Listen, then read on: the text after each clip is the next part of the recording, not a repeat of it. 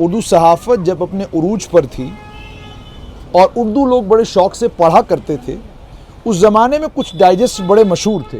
एक डाइजेस्ट था हुमा, एक डाइजेस्ट था पाकीज़ा आंचल और एक डाइजेस्ट था मशरिकी आंचल। इसके अलावा भी कई और डाइजेस्ट आते थे जो लोग बड़े शौक़ से पढ़ा करते थे। लेकिन वक्त के साथ हालात अब ऐसे हो गए हैं कि इन डाइजेस्टों का ढेर हिमालय बुक सेंटर शहीदी चौक में लगा हुआ है और इनके ख़रीदार अब डाइजेस्टों के नहीं मिलते। मैं इस डाइजेस्ट के बारे में इसलिए जानता हूँ क्योंकि मेरी अम्मी भी इस डाइजेस्ट को पढ़ा करती थी और बड़े शौक़ से ये हमारे घर में आता था। और इन डाइजेस्टों में बहुत खूबसूरत कहानियाँ होती थी और जो लिखने वाले लोग थे उन्हें लिखने के लिए और अपनी बात लोगों तक पहुँचाने के लिए एक प्लेटफॉर्म मिलता था। लेकिन अब ये सिलसिला ख़त्म हो चुका है और इस सिलसिले के ख़त्म होने के बाद अब इन डाइजेस्टों का ढेर है। और अगर आप देखेंगे जून 2017 का ये डाइजेस्ट है, मार्च 2020 का ये डाइजेस्ट है, दिसंबर 2020 पाकीज़ा आंचल, फरवरी 2022 उर्दू डाइजेस्ट हुमा 2017 और इसी तरीके से हुमा जो है जनवरी 2024 में भी आया है। अब वजह क्या है? क्या लोगों ने ये डाइजेस्ट खरीदना बंद कर दिए हैं या इन डाइजेस्टों के अंदर जो पहले लिखा जाता था अब उस लिखने में कोई कमी आई है?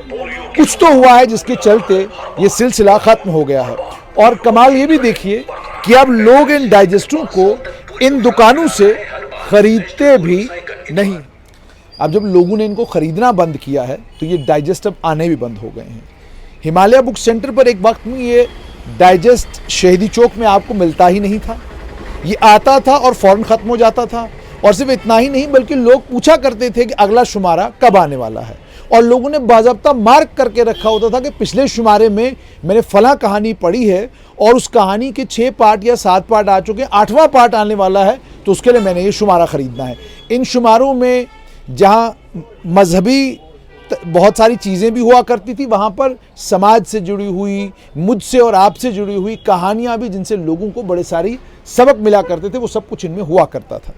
लेकिन अब ये सिलसिला ख़त्म हो चुका है। डिजिटाइजेशन ने इसे मुकम्मल तौर पर ख़त्म हो गया। अब सब चीज़ें मोबाइल में आ चुकी हैं।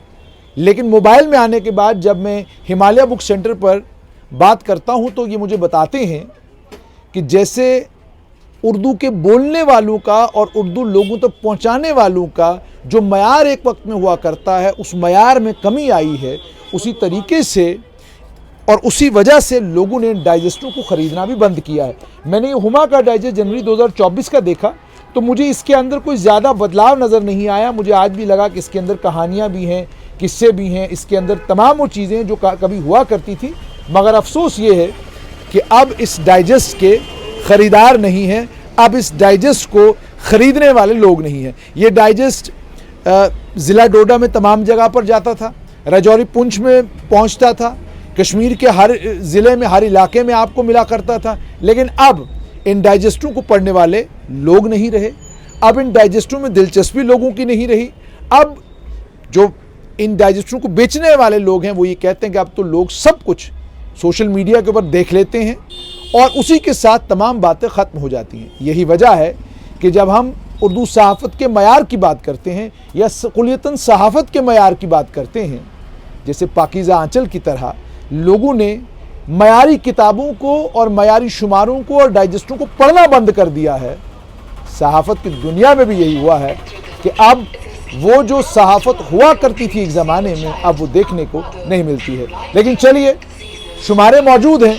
अगर आपका दिल करे और आपको मशरिकी आंचल की या आपको पाकीज़ा की, हुमा की या पाकीज़ा आंचल की कभी याद आए तो आप हिमालय बुक सेंटर पर आ सकते हैं। यहाँ आज भी ये पुराने नए शुमारे आपको मिलेंगे।